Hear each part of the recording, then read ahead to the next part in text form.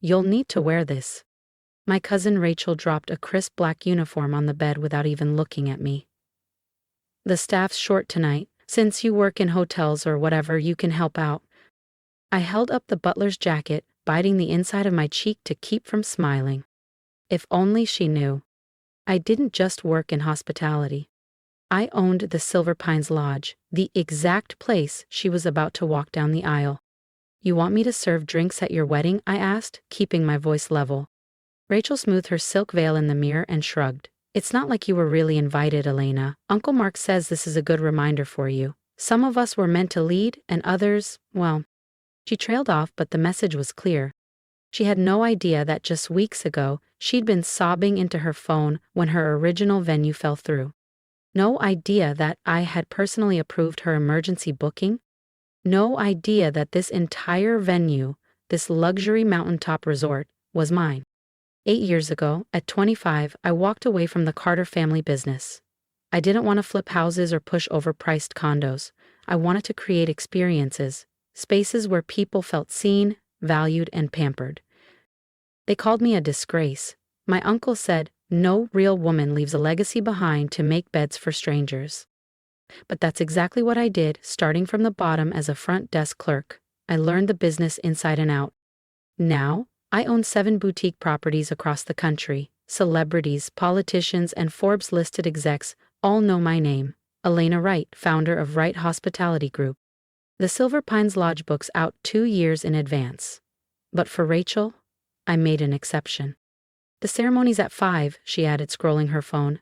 Be downstairs by 3 to help set up. And Elena, don't embarrass the family, okay? I smiled. Wouldn't dream of it. After she left, I turned to my laptop. The wedding file was still open. Client, Rachel Carter.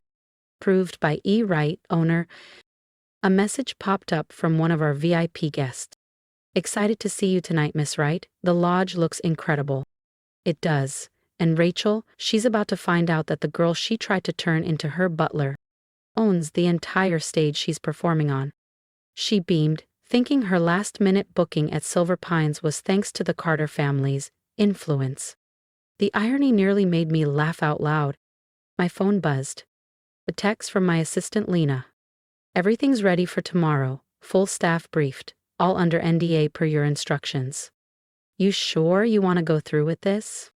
I stared at the message for a long second, remembering every Christmas dinner where I'd been asked to help serve while the rest of the family drank wine. Every time my uncle had introduced me as the hotel girl, like it was something to be embarrassed about. Every time Rachel had smirked and said, Elena's doing her little travel thing. Absolutely sure, I typed back. And make sure the uniforms are laid out, hers too. The next morning I entered my own resort through the back service entrance. The crisp black uniform Rachel had left me was tucked under my arm. My staff played their parts flawlessly, greeting me like a trainee, showing me where to stash my things. Miss Wright, my security chief, Marcus, murmured as I passed. All cameras are in place. We'll capture the full event. I nodded. This wasn't about revenge, this was about reflection. Because sometimes the best lessons come dressed in humility. The lodge was buzzing. Floral arrangements worth 6 figures were being placed with surgical precision. The ballroom glowed with golden light beneath handcrafted chandeliers. The kitchen was a ballet of movement, chefs plating canapes like artwork. Around noon, my uncle showed up barking commands at the staff, as if he owned the place.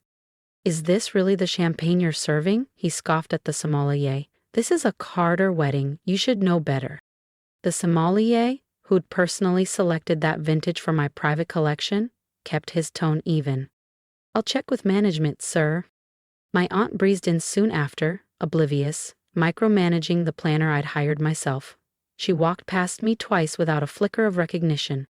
By late afternoon, guests began arriving. Familiar faces, not just from family photos, but from luxury booking ledgers. The CEO of Stratton Bank, who had just requested exclusive buyout of my Aspen estate for New Year's. A Hollywood producer who liked to name-drop me at awards parties. And Peter Lang, the tech billionaire who once joked that one day he'd buy my company, having no clue I was Wright Hospitality Group. Elena, Rachel's voice snapped me back. Stop loitering, guests need champagne. I grabbed a silver tray, gliding into the crowd. Glass after glass they took from my hand, never once looking up. Exactly the way my family always had. You're just beginning to see how this night unfolds, so don't forget to subscribe for part 2, where one toast changes everything. My cousin Ethan, freshly promoted to junior partner at his father's firm, actually snapped his fingers at me. Hey you, we need more ice at table 4. I nearly laughed out loud. Just last month, he'd emailed my corporate office, practically begging to handle the legal contracts for Right Hospitality Group. My legal team sent back a perfectly worded rejection. Now here he was, treating me like I was just another member of the staff. I straightened, gave him a polite nod, and disappeared toward the kitchen, my expression calm, even as my chest buzzed with satisfaction. I played my role to perfection. I poured drinks, cleared plates, and disappeared into the background like I'd trained my team to do. But I was listening, watching. Every dismissive wave of the hand, every smug glance, every offhanded insult, filed away like names on a ledger. The ceremony ended just before sunset. The reception was now in full swing, glittering under chandeliers I had personally commissioned. Rachel floated across the dance floor in her custom gown like she owned the world. She had no idea she was standing in mine. I can't believe you got Silver Pines, one of her bridesmaids whispered in awe. This place is booked solid for years. Rachel gave a graceful shrug, basking in the attention. Well, you know, the Carter name still carries weight. Once they realized who we were, they practically begged us to host the wedding here. I topped off their glasses without a word, letting the irony sit in silence. Elena. My uncle's voice cut through the moment, sharp and commanding. Stop dawdling and bring another bottle of the Bordeaux to the head table, and try not to spill it this time. I hadn't spilled a thing all night. Still, I retrieved a fresh bottle, the very wine I'd selected for this event from my private collection, and made my way to the long head table. He was already mid-story, speaking loud enough for his colleagues to hear. I think it's actually good she ended up in hospitality. Teaches humility. Not everyone is built for real success. They laughed, clinking the Venetian crystal glasses I'd imported just for the occasion. My aunt leaned in to add, at least she's working, unlike Connor, who's still living at home. I glanced at my watch. Almost time. A familiar buzz hit my phone, a message from Lena. All signage is placed. Your signal? I typed one word. Wait. Because like any well-plated course, the best reveals come with timing. Hey, waitress. Ethan's voice again. Tell whoever's in charge that the playlist's trash. This is not the vibe. I nodded smoothly and turned away, my heart calm, my smile quiet. They had no idea that the woman they just dismissed was the one orchestrating every single detail around them.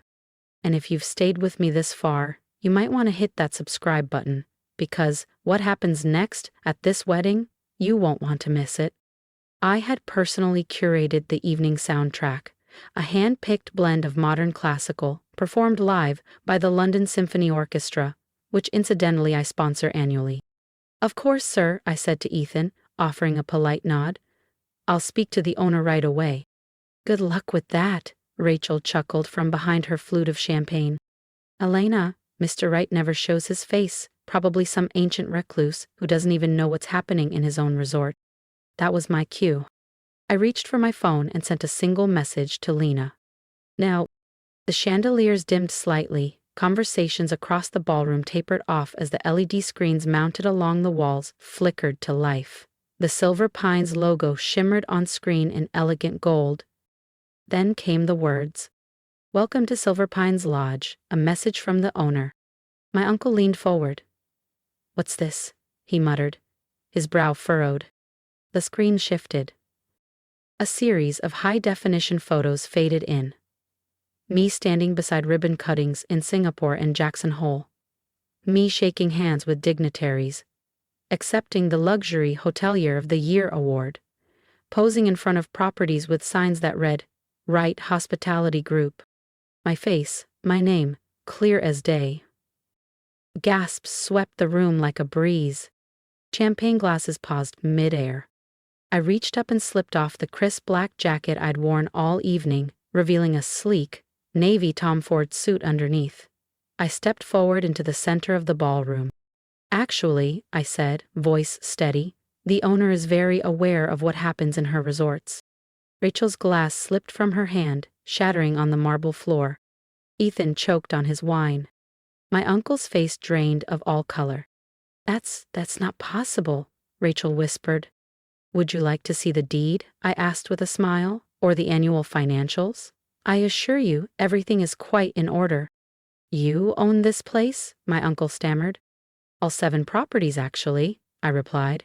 Silver Pines was the first, the place I learned what true hospitality really means, something the Carters never quite mastered.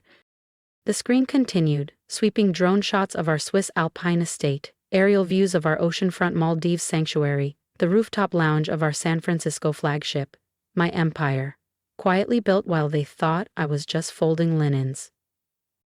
While you were all too busy mocking my little job, I continued, I was building a brand worth 3 times more than Carter & Sons real estate.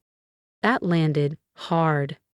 Their firm had always been our family's claim to fame. The thought that I had surpassed them without their notice made several jaws visibly clench. Why didn't you tell us?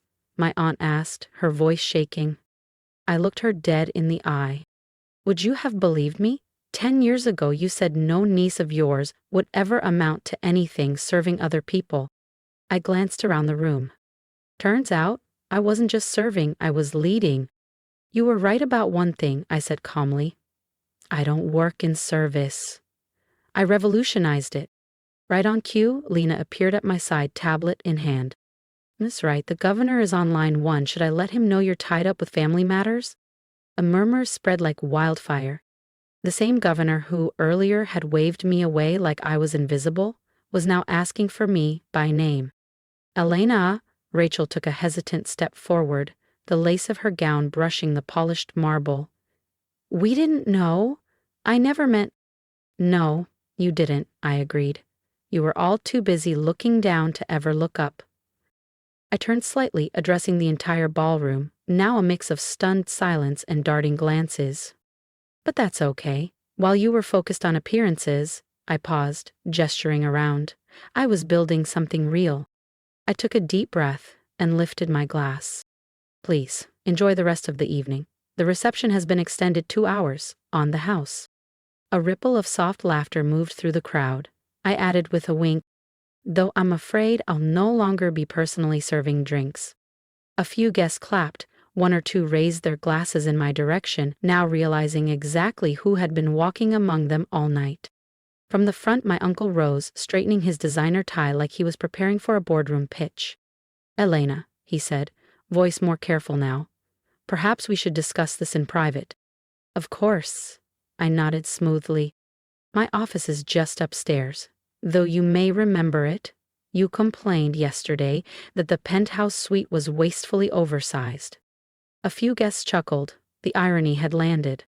He had spent nearly half an hour lecturing the front desk, my front desk, about hospitality standards, not knowing he was standing in the headquarters of a billion-dollar empire. As the music resumed, the energy in the room shifted. Conversations bubbled, curious, reverent, even embarrassed. She owns everything, I overheard one guest whisper, and they made her serve appetizers. Later that night, after the last champagne flute was cleared and Rachel had disappeared into the upgraded honeymoon suite I'd gifted her anyway, I stood in my office, overlooking the moonlit forest and lake. Lena entered, setting the final event report on my desk. Your family seems subdued, she noted. Amazing what a little perspective can do, I replied, remembering Ethan's awkward apology and my aunt's teary, faltering hug. Are you going to tell them about the expansion? Lena asked, nodding toward the contracts on my desk. The space tourism? I smiled. Bristol Cove had built resorts across continents. Now we were going beyond them, becoming the first luxury brand to offer zero-gravity accommodations. Let's save that for the next family gathering, I said, amused. After all, every great hotelier understands the value of repeat business. My phone buzzed. A message from Rachel. Can we talk tomorrow? I replied, of course. You're booked for breakfast at Ocean View at 9. I own that restaurant too. I own that too. Sometimes the greatest service you can offer isn't pouring wine or clearing plates, it's quietly teaching people what respect truly means. As I stood in the warm glow of my office, overlooking the pine-framed lake and mountains, I knew tomorrow would mark a new chapter in the Carter family legacy.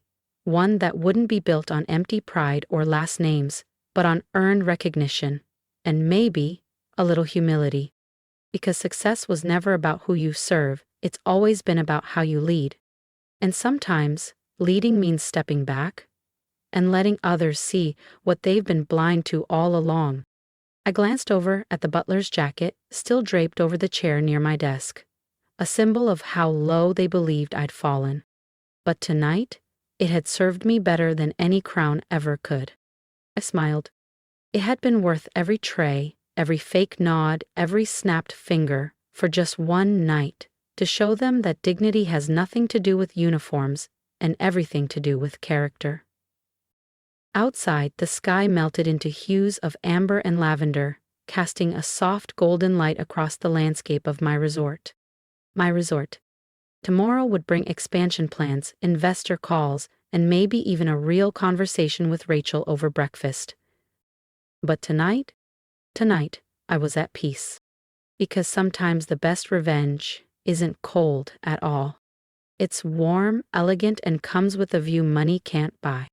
And just maybe, a reservation you can't fake your way into. If you've made it to the end of my story, thank you. Truly. Sharing this wasn't about proving anything to my family. It was about finally standing strong in the truth I spent years quietly building. For a long time, I let their dismissiveness define me. I let their voices echo louder than my own. But I've learned that you don't need their applause to validate your purpose. You just need the courage to walk your own path, even if it starts at the back door in a borrowed uniform. If something in my journey resonated with you, leave a comment below. Tell me, have you ever been underestimated? Have you ever had to prove your worth not by shouting louder but by letting your actions speak for themselves? Support doesn't always have to be loud. Sometimes it's as simple as clicking like, subscribing, and helping stories like mine reach someone else who might be sitting in silence right now, wondering if they're enough. You are. And if you ever find yourself doubting your worth, remember this: dignity isn't about titles or what others say, it's about who you become when no one's watching. So keep going. Quietly, proudly, and on your own terms.